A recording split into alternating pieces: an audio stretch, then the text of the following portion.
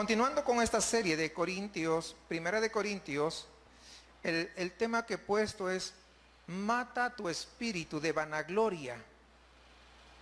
Mata tu espíritu de vanagloria. Hasta este momento hemos estudiado los 3 primeros capítulos.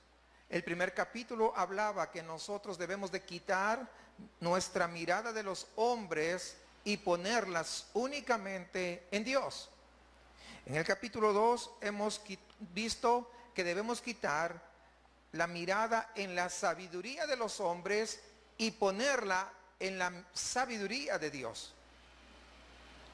Y en el capítulo 3 hemos hablado de someter el cuerpo de Cristo al señorío de Dios, edificando espiritualmente y no carnalmente.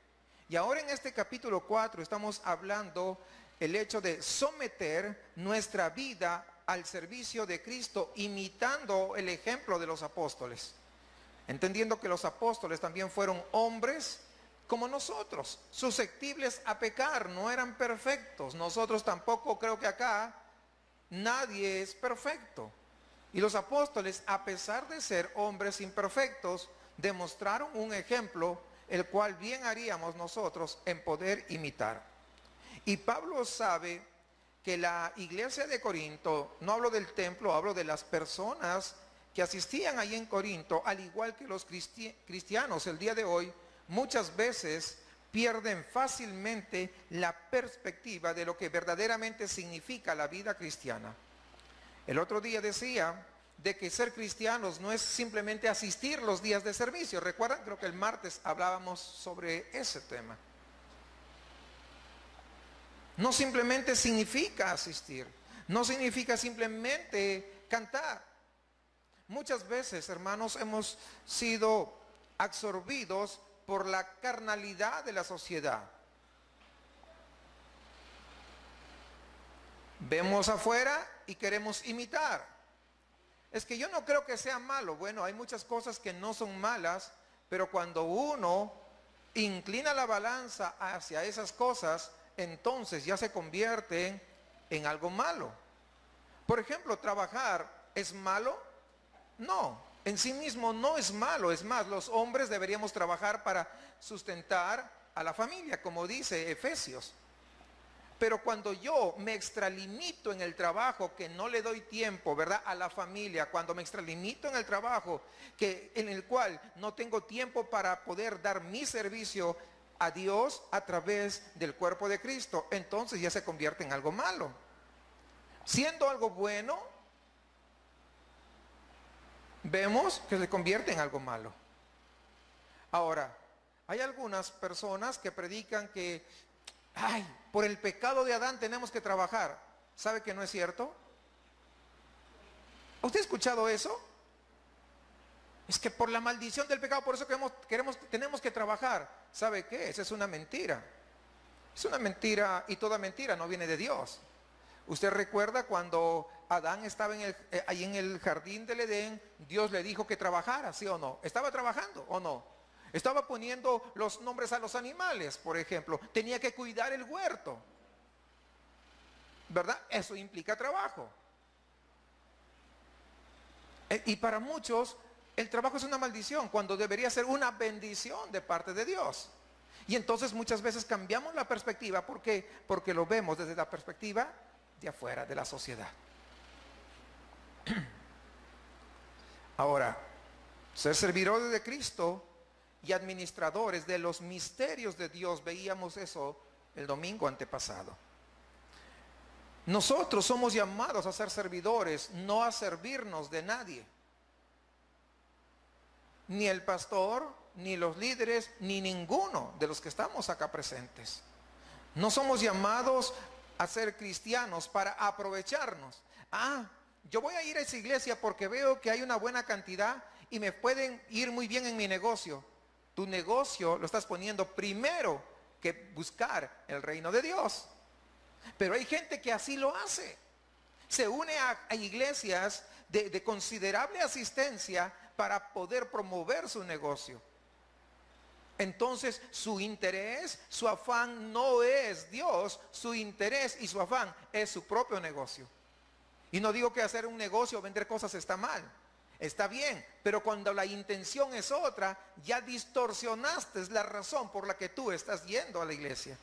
Sí, nos damos cuenta cómo fácilmente lo bueno nosotros podemos distorsionarlo a lo malo. Y nos olvidamos que nosotros somos servidores de Cristo. Y servidores de Cristo debemos de plasmarlo sirviendo ¿a quién? A la iglesia del Señor.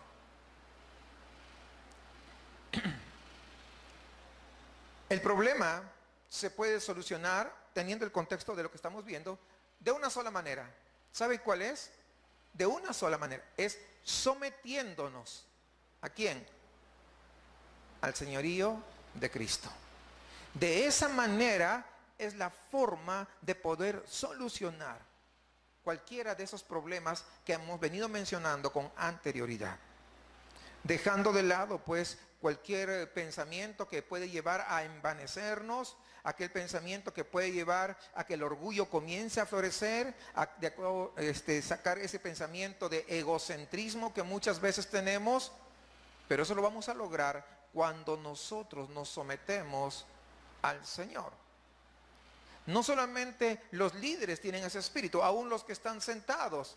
Puede haber, hay personas que de repente estudiaron en un seminario y cuando el predicador está exponiendo, dice, no es así. Y ya comienzan, ¿por qué? Porque tienen cierto conocimiento, comienzan simplemente a criticar. ¿Qué estaba logrando? El orgullo está floreciendo, desde luego. En este pasaje que vamos a ver, Pablo habla del ejemplo de los apóstoles y ese estilo de vida que ellos tuvieron, por lo cual nosotros debemos también imitarlos, porque esa es la motivación, esa es la exhortación que nos da el apóstol Pablo. Si decimos estar sometidos a Cristo, pero no imitamos a los apóstoles en todo lo que ellos tuvieron que hacer y padecer, sencillamente estamos siendo engañados a nosotros mismos. Ellos como apóstoles fueron seguidores, fueron discípulos de Jesús. Nosotros también nos consideramos discípulos de Jesús. ¿Sí o no? Como discípulos, pues tenemos que imitarlo. Tenemos que hacer lo que ellos hicieron. Pero si nosotros venimos y amamos más al mundo y las cosas que están en el mundo, entonces tendríamos que ponernos a pensar qué es lo que dice la Biblia al respecto. No améis al mundo ni las cosas que están en el mundo. Si alguno ama al mundo, el amor del Padre no está en él. Primera de Juan capítulo 2 versículo 15. Entonces, ¿a qué amamos más? Habiendo ya descrito entonces la manera en que los creyentes deben de considerar a los líderes espirituales como Pablo, como Apolos y como a Pedro, que simplemente eran siervos, ninguno de ellos estaba por encima de ninguno de ellos era jefe de ninguno, todos eran simplemente siervos. Y ahora entonces pasa a hablar de ese modelo. Pablo se pone como modelo de toda la gente allá en Corinto. Entonces, aquí vamos a ver. Ustedes recuerdan que una de las cosas que estaba pasando en la iglesia de Corinto eran las divisiones, porque algunos le iban a Pablo, otros le iban a Apolos, otros le iban a Cefas o a Pedro, y otros más espirituales, ¿verdad? Entre comillas, le iban a Cristo. Entonces, dentro de la misma iglesia habían divisiones. Es como el día de hoy, por ejemplo, acá alguien vaya y diga, hermano David, yo creo que usted tiene que ser el pastor ahora. Es más, cuando usted predica a mí me encanta. ¿Sabe qué? Yo voy a venir. Usted dígame cuándo predica porque esos días son los que voy a venir. ¿Verdad? Y otro por acá viene y de repente dice, hermano Francisco, usted sí la hace para pastor, ¿ah? No sé qué hace perdiendo su tiempo y hace tiempo que debería estar. O sea, ¿y qué logra? ¿Qué están logrando con esas actitudes? Crear divisiones. Y voy porque me gusta, ¿no? Me gusta tal, etcétera, etcétera. O de repente otros por aquí y cada quien. Es lo que estaba pasando aquí. Entonces, ¿qué hace el apóstol Pablo? A fin de sanar las divisiones en la iglesia, Pablo no solamente se presenta a sí mismo como modelo para los creyentes de Corinto, sino que también se presenta como modelo de pastor. Y vamos a ver estas dos cosas en los siguientes puntos que vamos a desarrollar. Vamos entonces a 1 Corintios capítulo 4, versículo 6. Pero esto, hermanos, lo he presentado como ejemplo en mí y en Apolos, por amor de vosotros, para que en nosotros aprendáis a no pensar más de lo que está escrito, no sea que por causa de uno os envanezcáis unos contra otros. Aquí el apóstol Pablo está aclarando cuál era su interés al escribir estos versículos y los versículos anteriores. Él tenía tres intereses. Número uno, es el amor por los creyentes. Por eso dice, por amor a vosotros. Es el primer interés. Había un amor genuino del apóstol Pablo hacia los creyentes. Y esa misma palabra, pues, también se puede aplicar a nosotros. Por amor a nosotros, Dios inspiró con su Espíritu Santo que fuera escrito este versículo. ¿Qué más dice? En segundo lugar, vemos, para que en nosotros aprendáis a no pensar más de lo que está escrito. Es decir, Pablo tenía el deseo de que los hermanos de Corinto no piensen de manera indebida. Por eso les está escribiendo así. Y por eso se presenta a sí mismo y a Apolos como simplemente servidores de Cristo, para que ninguno lo ponga a Pablo por wow. No. Imagínense ustedes, un día el pastor se enferma y todos saben que el pastor está enfermo y no va a venir, y que va a predicar a otro hermano y dice, no, como no va el pastor, yo no voy. Está tratando de poner al pastor por encima cuando el pastor de pastores es Cristo Jesús, al margen de quien vaya a predicar. Entonces debemos tener cuidado. Eso es lo que está haciendo acá el apóstol Pablo. Somos servidores de Cristo, como personas expuestas al juicio de Dios, como dice en el versículo 3 y 4. Si queremos vivir como lo que somos, servidores, entonces, ¿saben qué? No debemos pensar más de lo que ya está escrito. No tendremos que dar nuestras propias interpretaciones. Simplemente vamos a lo que ya está escrito. Lo que está escrito es suficiente. Si Pablo y Apolos, que sí estaban trabajando, imagínense, en la obra, ellos tenían la actitud de servidores, cuanto más aquellos que de repente no están trabajando, aquellos que no están haciendo gran cosa. Tendríamos que ser bastante humildes en lugar de ser soberbios, en lugar que la altivez nos gane, en lugar de querer sacar a relucir nuestros dotes, ¿verdad? En el área que sea. La Biblia es nuestra autoridad final. ¿Para cuántos la Biblia es su autoridad final? Tiene que serlo si somos cristianos. La Biblia nos marca la pauta, la Biblia nos marca la guía, la Biblia nos marca nuestro comportamiento, y la Biblia enseña que todos nosotros debemos ser humildes. ¿Sí o no? Es lo mismo que está diciendo el apóstol Pablo. Entonces ya vemos dos cosas que va enseñando. Y la tercera razón o el tercer motivo por el que Pablo está escribiendo, ¿sabe para qué es? Es para cuidarle del orgullo. Es lo que él pretendía. Dice, no sea que por causa de uno os envanezcáis uno contra otro. Ahí en el mismo versículo está. ¿Se dan cuenta? Tres cosas fundamentales por las cuales el apóstol Pablo está escribiendo. Recuerden lo que dice Proverbios 29:23, la soberbia del hombre le abate, pero al humilde de espíritu sustenta la honra. Nuestro gran maestro Jesucristo mismo dejó muchas instrucciones acerca del liderazgo como un asunto de servicio. Si nosotros queremos ser líderes, el primero tiene que ser ¿qué cosa? Va a ser el último, y el último va a ser que primero, y esto va en contra de qué, de lo que de la sociedad dicta. No, tú si quieres ser primero en tu trabajo, en lo que sea, tú pásale por encima de quien sea, písale, no hay problema, con tal que tú logres tus metas. ¿Saben qué? Pero es no lo que enseña el Señor. Dice allí hablando Cristo ahí en Marcos 9:35. Si alguno quiere ser primero, será el postrero de todos y el servidor de todos. El liderazgo es mostrando servicio, siendo siervos. Entonces lo que está escrito aquí, ese ejemplo de Pablo y Apolos debería entonces mover a los hermanos de Corinto y debe movernos a nosotros a someternos al señorío de Cristo, de tal manera que ninguno de nosotros se infle, porque la vanidad infla como un globo. Pero yo pregunto, ¿un globo tiene resistencia? Porque puede venir una agujita muy pequeña y muy delgada, la más finita que le ponga, ¿y qué va a pasar con ese globo? Y así se va a caer aquel orgulloso. Es lo que, por eso justamente Pablo está tomando cartas en el asunto, porque ya estaba viendo que florecía, ¿no? Estaba por ahí como retoñando poquito, poquito. Es como la hierba mala ahí en mi jardín, por ejemplo. Cuando está pequeña yo la agarro con la mano y la saco rápido, ¿no? Pero cuando ya la hierba ha crecido, porque no he tenido tiempo por alguna razón, y voy a sacarla, ya no lo puedo sacar tan rápido. Tengo que usar ciertas herramientas, ¿no? Como ahí tengo ¿cómo se llama?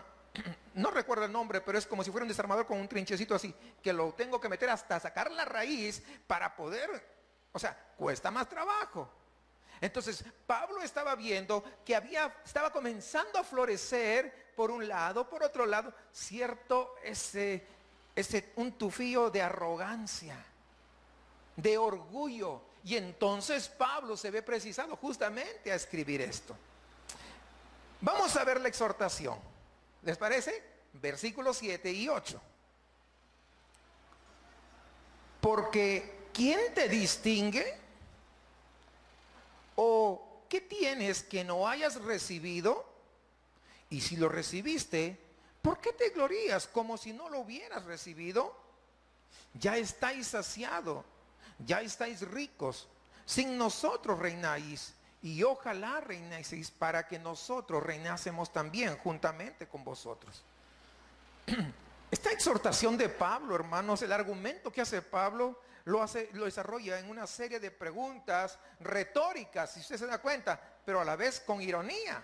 Qué tremendo, ¿no? Sí capta la idea, ¿no? Ahí la ironía. Y Pablo, él les exhorta a considerar que todo lo que tienen, sea pensamiento, quizás los dones espirituales que poseían esta iglesia. Recuerden que la iglesia de Corinto tenía todos los dones prácticamente, se manifestaban.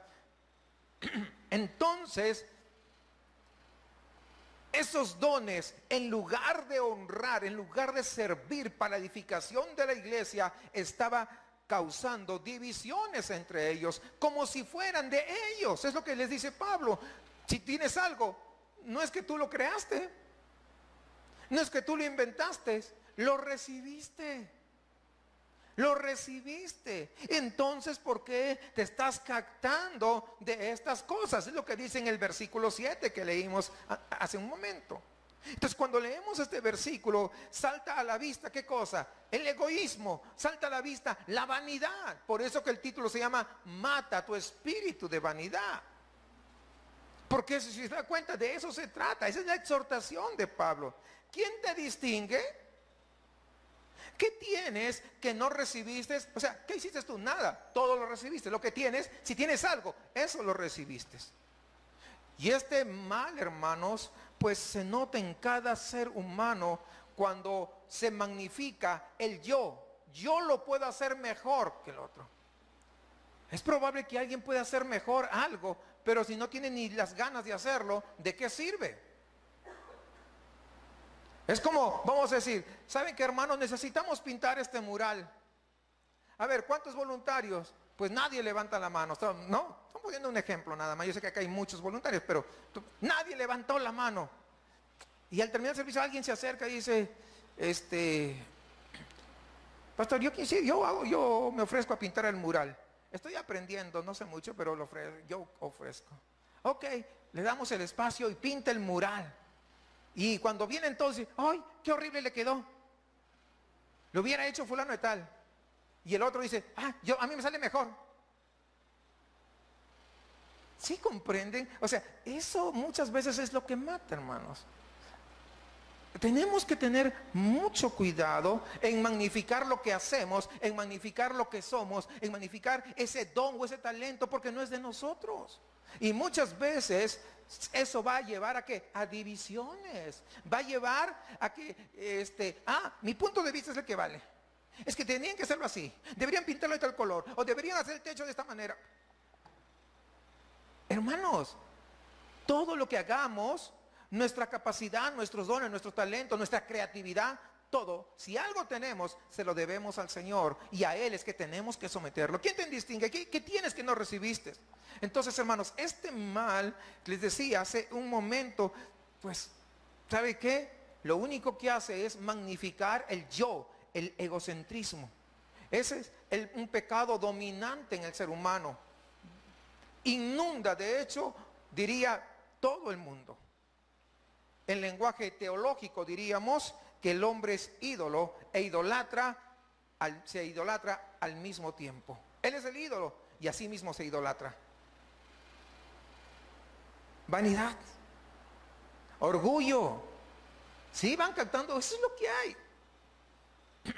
El egoísmo y la vanidad es como la sombra de todos los defectos del hombre, ¿no? Porque por ahí sale todo prácticamente. Puede verse detrás de todo desperfecto moral. Ese es el defecto que acentúa las cosas que nosotros hacemos. ¿Por qué te jactas si no lo hubieras, como si no lo hubieras recibido? O sea, si tú lo has recibido, no tienes que jactarte, porque no es inherente a ti.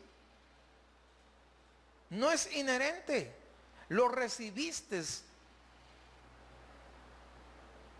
Cuando, por ejemplo, los artistas que dicen, vamos a hacer un concierto para la gloria de Dios, ¿verdad? Pero usted ve en los paneles que se hacen, ¿en qué exaltan a Dios? Si el nombre más grande es el del artista. El que se embolsa todo el dinero que cobran en el concierto es el artista. ¿En qué exaltan a Dios? Muchos dicen, es que tenemos que cobrar porque tenemos gastos aquí y allá. Bueno, entonces tendrías que ir a la Biblia y ver qué cosa es lo que tienes que hacer con lo que tú has recibido en lugar de vanagloriarte. No podemos hacerlo. Porque todo eso, imagínate, si lo recibiste, el don que tiene el artista, el que cantante, ¿es propio, es inherente de él o lo recibió de alguien más poderoso que él? Evidentemente que lo recibió de alguien más poderoso. Entonces, si lo recibió, pues hay que dar de gracia lo que hemos recibido de gracia.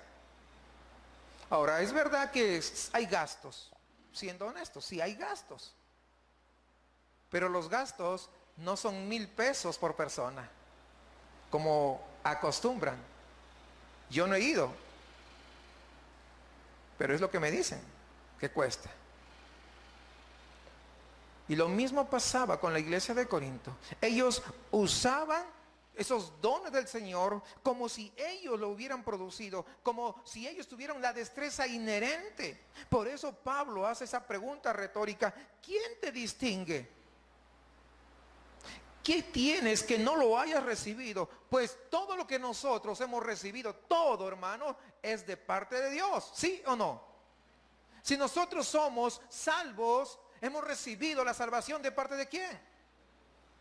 Dios nos dio el perdón de pecados, Dios nos dio la vida eterna, Dios nos dio su palabra, Dios nos dio y nos selló con su Espíritu Santo, Dios nos dio los dones espirituales para que lo pongamos al servicio de la obra, Dios nos dio la oportunidad de su herencia eterna con Él en su reino, ¿verdad? Él nos hizo, ¿qué cosa? Hijos. Nosotros no dijimos, yo quiero ser tu hijo. No, Él nos hizo hijo, Él nos trasladó del reino de las tinieblas al reino de su Hijo amado. No fuimos nosotros los que nos trasladamos, fue Él. Todo lo hemos recibido únicamente de Él.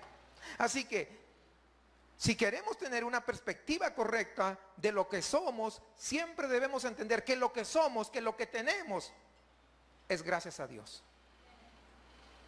Muchas veces podemos mencionarlo, pero con un mero eslogan. ¿Cómo estás? Bien, gracias a Dios. pero se dan cuenta que lo hacen como un formalismo. No entienden el sentido de agradecimiento a Dios. Porque si dijeran, bien, gracias a Dios, entonces si verdaderamente en el corazón del ser humano hubiera agradecimiento, hoy estaría acá. Ese bien, gracias a Dios, es gracias a mi sirviente, estoy bien, punto. Ya está. ¿Sí o no? Porque el sirviente está hecho, ¿para qué? Para mantenerlo bien al amo. Entonces el amo ya no es él, el amo soy yo. ¿Se dan cuenta? Ese bien, gracias a Dios, puede significar que Él es tu Señor, que Él es tu cuidador, que Él es tu todo. O puede significar que para ti Él significa simplemente el que te hace los mandados. ¿Cuál es para ti? ¿Se dan cuenta? Ese bien, gracias a Dios, no significa igual para todos. ¿Sí? ¿Van captando la idea?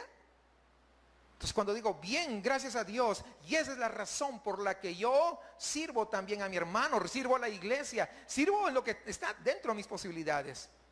Y todo lo rindo siempre a sus pies. ¿Se dan cuenta que ese gracias a Dios no siempre refleja lo que Él es?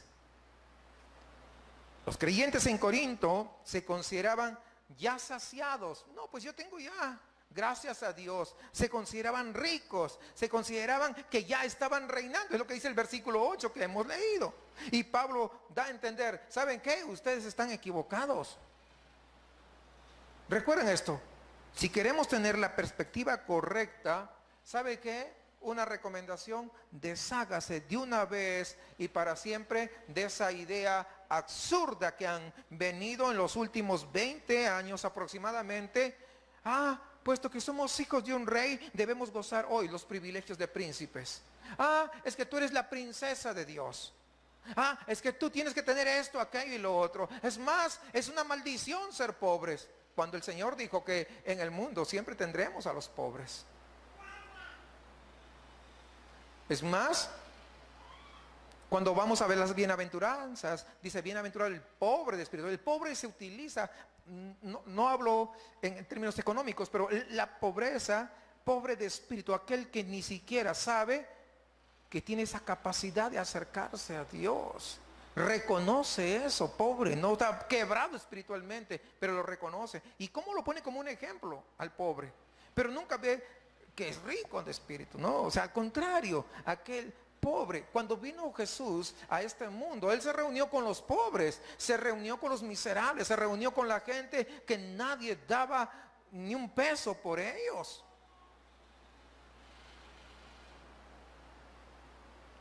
Pero tenemos entonces que desarraigar esas ideas.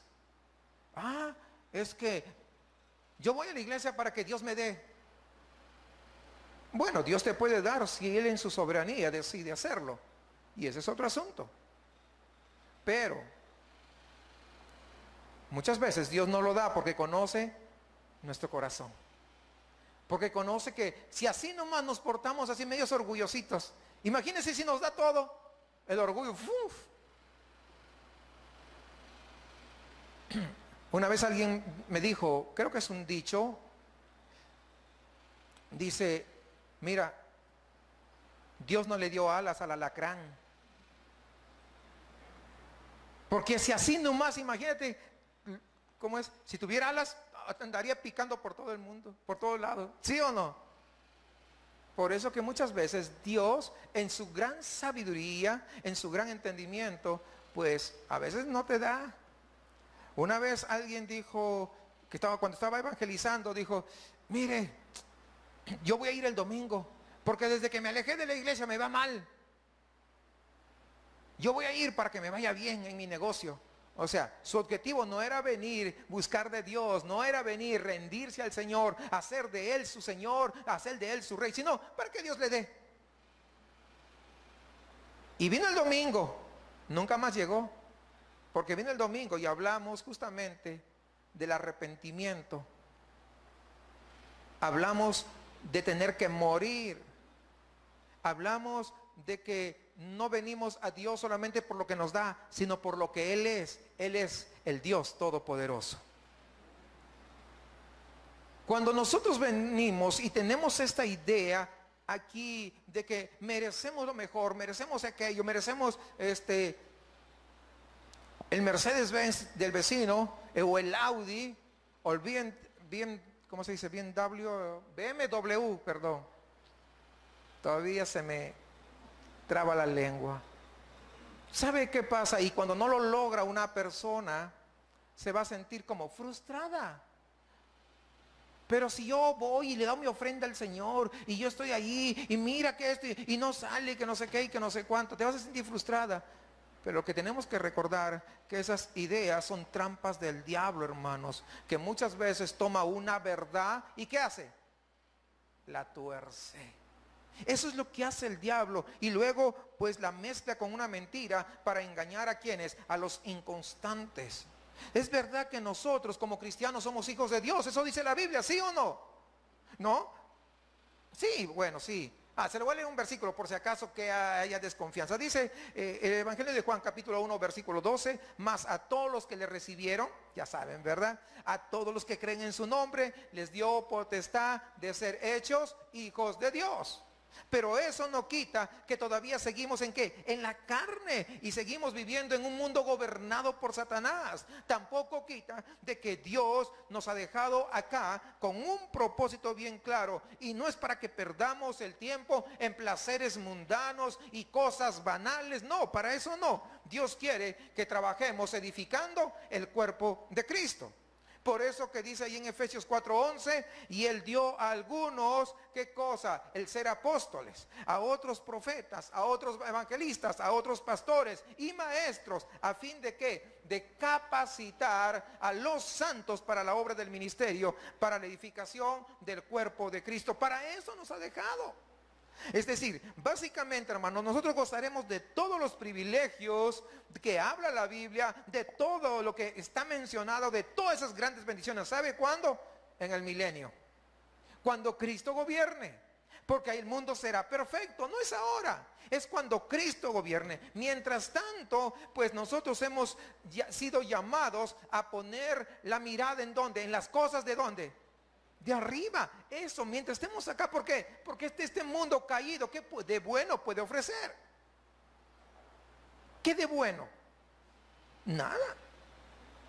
Dice que tenemos que estar contentos, incluso en 1 Timoteo 6:8, contentos con sustento y abrigo. No dice con el Mercedes, no dice con la mejor casa, no. Incluso estar dispuestos, si fuera necesario, a pasar muchas tribulaciones. Hechos 14:22, si fuera necesario. Ay, Señor, líbrame de esa. No, pues el Señor dice, no, por ahí vas a pasar justamente.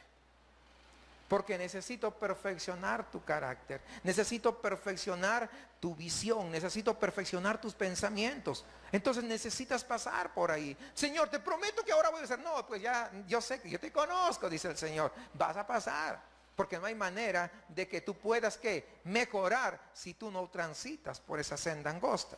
Entonces, mientras tanto, ¿qué nos ha mandado el Señor? Pues Dios nos manda que prediquemos a Cristo, y a Cristo ¿cómo? Crucificado.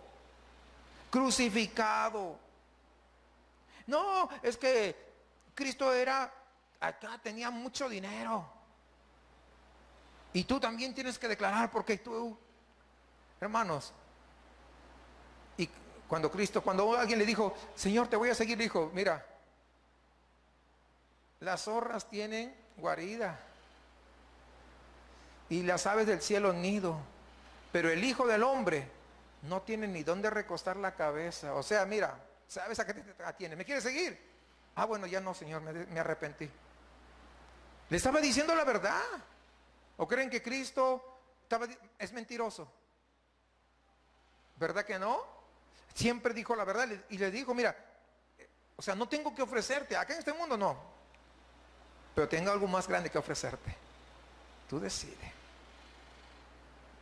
Entonces el Señor ha dejado una tarea mientras estemos acá, no para fijarnos en las cosas del mundo, sino para poner la mirada en las cosas eternas. Y además de eso, ¿qué cosa? Que busquemos la santidad. Y cuando hablamos de la santidad, para muchos es chocante.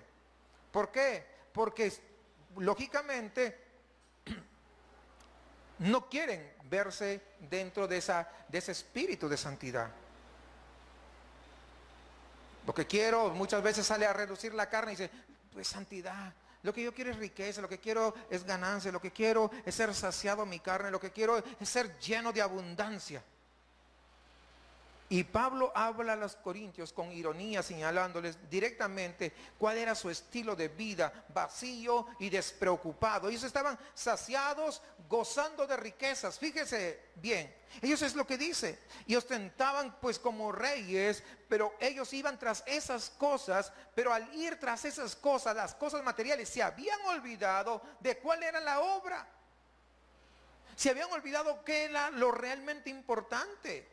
Y fue precisamente por perder tiempo en estas necedades de que la carnalidad comenzó a infiltrarse dentro de la iglesia. ¿Y cómo se infiltró la carnalidad? Pues aquí lo vemos. Se infiltró en divisiones, se infiltró en pleitos, se infiltró en contiendas, se infiltró en adulterio, se filtró en desórdenes y en toda clase de pecado. Es lo que dice Corintios. Entonces, cuando nosotros ponemos la mirada en las riquezas y nosotros nos acoplamos al estilo de vida de los que están sin Cristo, estamos abandonando el camino angosto. Y nos olvidamos por completo lo que nosotros hemos sido llamados a hacer. Nosotros no hemos sido llamados a estar afanosos por un estilo de vida de gente millonaria. Si Dios te da, gloria a Dios. Yo conozco hermanos que son empresarios, pero no hemos sido llamados a buscar, a lograr eso. Muchos se afanan y no tienen tiempo para otra cosa. Una vez alguien me dijo, es que yo estoy trabajando para dejarle una buena herencia a mis hijos. Le dije, la mejor herencia que les puede dejar es señalarles el camino de la salvación. No son las casas, porque quería dejarle una casa para cada hijo. Como si los hijos no tuvieran una cabecita que nos da. Como si no tuvieran fuerzas. Dije, estás haciendo inútiles a tus hijos cuando les das, le dije. Y dijo, ¿por qué? Claro, porque le estás dejando todo el camino. Y dice, no lo había visto así. Bueno.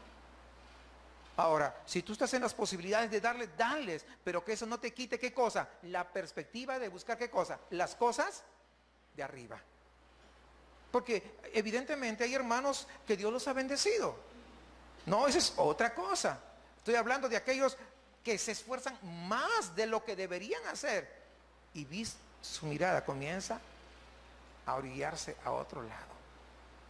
Nosotros tenemos que estar afanosos, pero por trabajar en la obra del reino de los cielos. No buscar simplemente esto. ¿Saben qué? Dice Filipenses 4:6, por nada estéis afanosos, sino sean conocidos vuestras peticiones delante de Dios en toda oración y ruego con acción de gracias.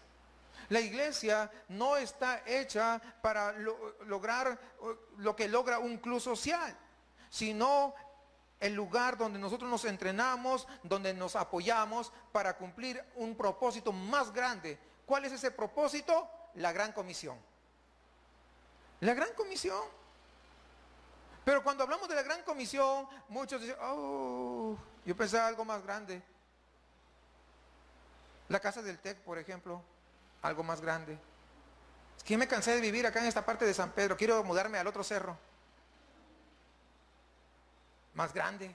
No. Lo más grande es la gran comisión. ¿Y por qué es grande? Porque es una comisión de un Dios grande. Y a eso es que somos llamados.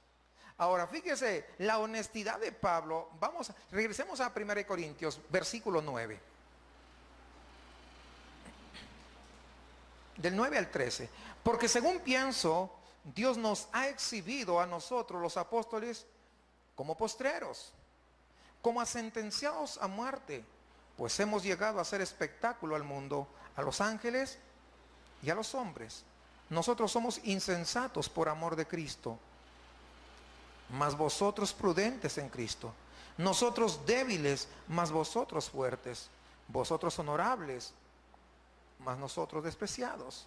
Hasta esta hora padecemos hambre, tenemos sed, estamos desnudos, somos abofeteados y no tenemos morada fija. Nos fatigamos trabajando con nuestras propias manos, nos maldicen y bendecimos, padecemos persecución y la soportamos. Nos difaman y rogamos. Hemos venido a ser hasta ahora como la escoria del mundo, el desecho de todos. Qué palabras fuertes, hermanos. Si los creyentes en Corinto se sentían ricos espiritualmente, Pablo se presenta ahí como un desventurado. Y usa Pablo una serie de descripciones bastante negativas de sí mismo y de su experiencia dentro del ministerio. Dios ha colocado a los apóstoles como postreros, es decir, como los últimos, como los de más bajo en la sociedad. Son los más bajos, los últimos, los que no tienen valor. Son personas, dice, sentenciadas a muerte. Está haciendo un paralelo como los coliseos romanos, los que estaban siendo sentenciados, ¿verdad? Iban al coliseo, ¿para qué? Ya no regresar. Estaban sentenciados a muerte porque seguro las fieras los iban a destruir, los iban a devorar. Y dice, somos puestos como espectáculo al mundo y a los ángeles y a los hombres. Aún los ángeles, buenos y malos, ¿saben que eso hay, no? Ángeles buenos y malos. Los ángeles malos son los demonios, pues, ¿verdad?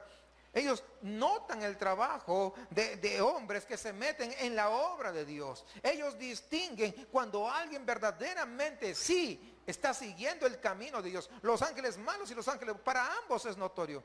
Entonces eso implica que nosotros, de repente nadie te ve, pero aún los ángeles pueden estar viendo lo que nadie te está haciendo. O lo que tú estás haciendo a escondidas. O lo que tú estás haciendo sin que otro lo sepa. Ellos no se destacaban entre los hombres por un crimen, por un delito, sino por predicar el evangelio de Jesucristo. Aparentaban ser insensatos, aparentaban ser débiles, aparentaban ser despreciados, sufren necesidades materiales, sufren dificultades en la vida, son menospreciados por todo. ¿Por qué entonces, Pablo, se describe a él y a los apóstoles de esta manera? ¿Sabe para qué? Para poder enseñarles un contraste frente al excesivo triunfalismo espiritual de la gente de Corinto, que estaba contribuyendo a las divisiones en la iglesia. Mire, ustedes son estos, son los mejores y esto, y aún con eso, fíjense, y nosotros somos el otro lado opuesto. Es lo que estaba haciendo. En pocas palabras, mientras los corintios pensaban que su condición de relativa prosperidad reflejaba la bendición de Dios, porque es lo que ellos pensaban, Pablo está apuntando a sus sufrimientos por la causa del evangelio como una medida más acertada de lo que es la fidelidad a Dios. O sea, nosotros somos fieles, pero miren cómo estamos. Ustedes dicen que están bendecidos por Dios porque tienen esto, aquello y lo otro, y el día de hoy no se presenta lo mismo. Evidentemente que sí. Muchos, porque tienen esto, aquello y lo otro, se creen que son más bendecidos por Dios. No saben que la prosperidad de ese tipo muchas veces lo está llevando directamente a las puertas del infierno.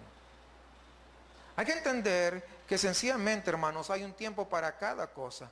Y hoy no es tiempo para reinar, sino hoy es tiempo para seguir las huellas del Maestro, seguir las huellas de los apóstoles que siguieron a la vez las huellas del Maestro.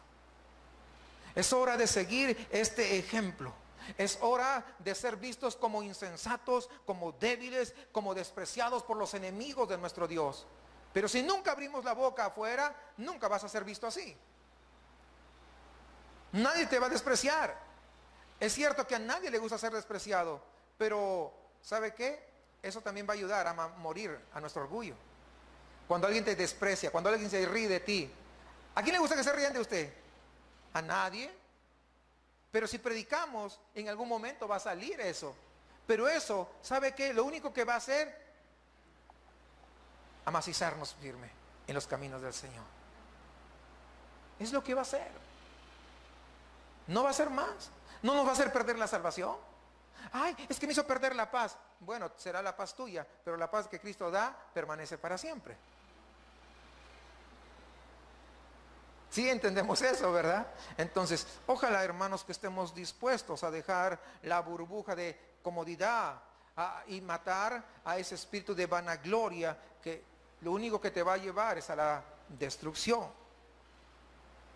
Es importante indicar que estas palabras no fueron escritas para que tú te desanimes. No, no, no, no, de ninguna manera. Ay, entonces ya no voy a procurar los dones porque fíjate lo que pasa. No, no, hay un error ahí en pensar eso. El problema aquí era que los dones ellos lo estaban utilizando para causar divisiones.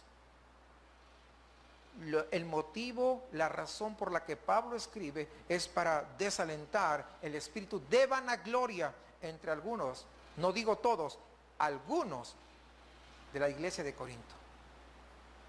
Porque es así, evidentemente.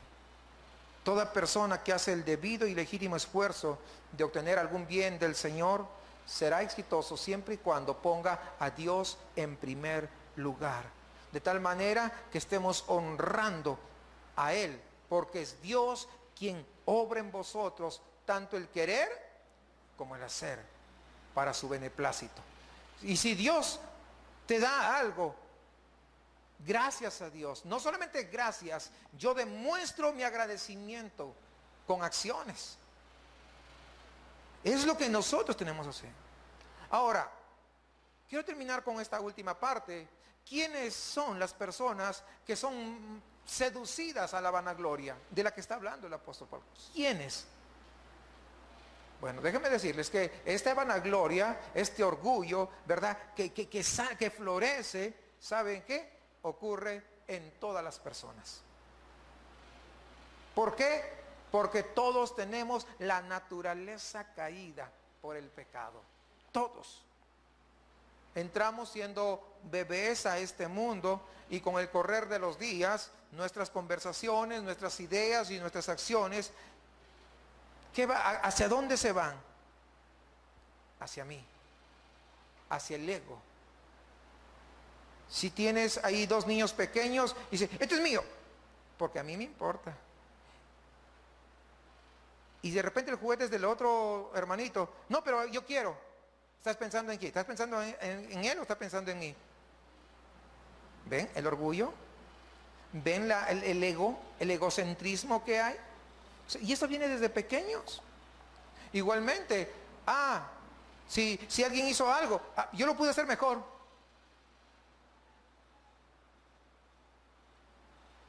Si preparó algo, yo lo puedo preparar mejor. Ya lo traemos aquí. Y siempre tenemos la mejor opinión de nosotros. ¿Cierto? Cuando la Biblia dice que nosotros debemos valorar mejor a la otra persona. ¿No dice eso? Pero honestamente, ¿valoras más a la otra persona o te valoras más a ti mismo? Pedro se sintió competente para dar consejo a Jesús cuando ya iba camino a la cruz. ¿Recuerdan ustedes ese pasaje? Está en Mateo capítulo 16, versículo 21. Ahí vemos a Pedro. Desde entonces Jesucristo comenzó a declarar a sus discípulos que debía ir a Jerusalén y sufrir muchas cosas de parte de los ancianos, de los principales sacerdotes y de los escribas, y ser muerto y resucitar al tercer día. Y tomándole aparte, Pedro comenzó a reprenderle diciendo, no lo permita Dios, Señor, eso nunca te acontecerá. Es decir, Pedro le quería dar consejo a Cristo porque se creía más sabio que él. ¿Se da cuenta cómo somos los seres humanos? Desde Adán y Eva hay esa disposición natural. Dios le dijo, de todo árbol del huerto podrás comer menos de uno. ¿Y qué hicieron? Se creyeron más sabios que Dios. ¿Qué fue lo que le impulsó a comer a Eva, a tomar esa decisión? Vio que el fruto era agradable a sus ojos. ¿No dice eso? Y también era bueno para adquirir sabiduría. ¿En quién estaba pensando? ¿En Dios? ¿Estaba pensando en obedecer a Dios? ¿O estaba pensando en ella misma? ¿Se da cuenta cómo somos los seres humanos? O sea, desde el jardín del Edén somos así. Tenemos esa naturaleza, tenemos esa disposición natural a que nosotros somos la última Coca-Cola del desierto.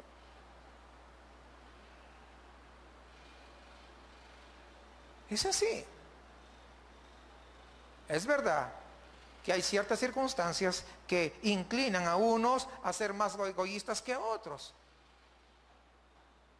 Por eso que ve a uno, pero ese es más que yo. Bueno, pero tú no dejas de ser egoísta. ¿Quién es, por ejemplo? El ignorante. Cuando nosotros decimos ignorante, estoy hablando de aquellos que no saben su estado espiritual de sus corazones, porque lo ignoran. Dice Romanos 7:9, en un tiempo yo vivía sin la ley, pero al venir el mandamiento, el pecado revivió y yo morí. Es decir, en el tiempo en el que el apóstol Pablo tenía poco conocimiento de Dios y su palabra, entonces él se creía, wow, más espiritual. No, pues él había estudiado a los pies de Gamaliel. Imagínense, tenía todo para creerse mejor que cualquiera que estaba ahí. En un cristal transparente, ¿verdad? Es fácil ver unos granitos ahí de polvo, pero si la botella es color café, por ejemplo, de vidrio, pero color café, no se puede ver esos granos, no se puede ver el sedimento, ¿verdad?, que hay dentro. Lo cierto es que mientras más luz espiritual tiene una persona, más bajo concepto tendrá de sí mismo. ¿Por qué? Porque cuando nosotros conocemos más a Él, nosotros cada día vamos a ver que pues de verdad, de plano, no somos lo que pensábamos que éramos.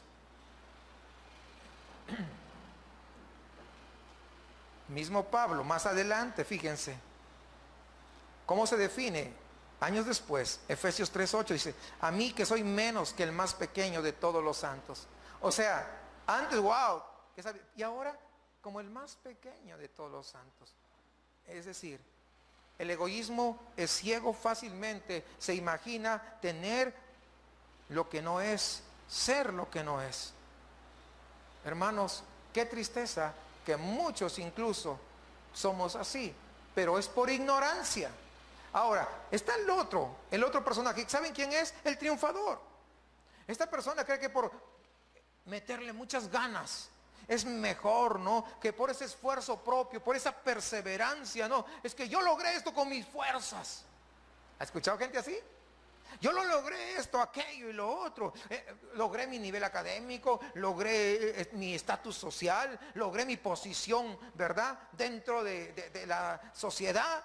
Entonces son personas con capacidad, son personas dotadas y ellos dicen, yo lo logré por mi esfuerzo, ¿no? Entonces ellos se hacen hacedores o se creen que son hacedores de su propia fortuna, sea material o intelectual. Ellos lo lograron por su gran esfuerzo, ellos lo lograron porque le echaron todas las ganas. Ellos no solamente están embriagados de altura, sino que se admiran de cómo obtuvieron eso y se sienten felices porque de repente no teniendo nada, mira lo que soy ahora, wow. Fácilmente caen en el orgullo. ¿Sí se dan cuenta? Mire, los ignorantes fácilmente caen en el orgullo, pero también los triunfalistas fácilmente caen en el orgullo.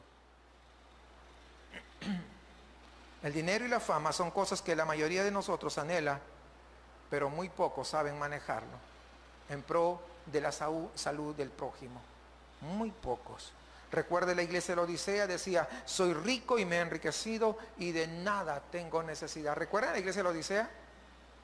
Wow, tenían todo, tenían los mejores edificios, tenía de repente el mejor teatro, las mejores luces, tenía aire central. Estoy poniendo, pues, guardando las distancias, ¿no? Tenía todo. O sea, no necesito nada. Ellos creían que no necesitaban nada. Podían tener todas las cosas materiales, pero les faltaba lo más importante, es tener a Cristo en el centro de sus corazones.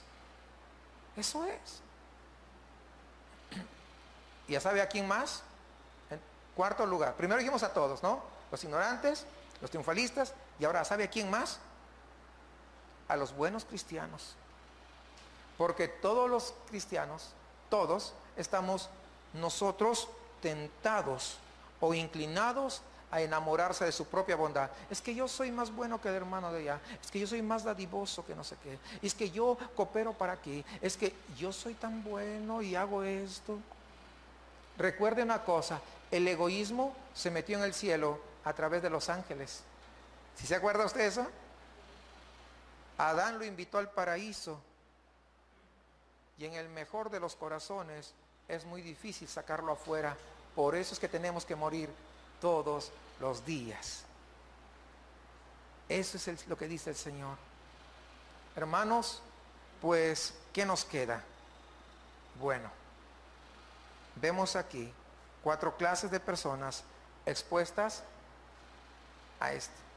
al egoísmo.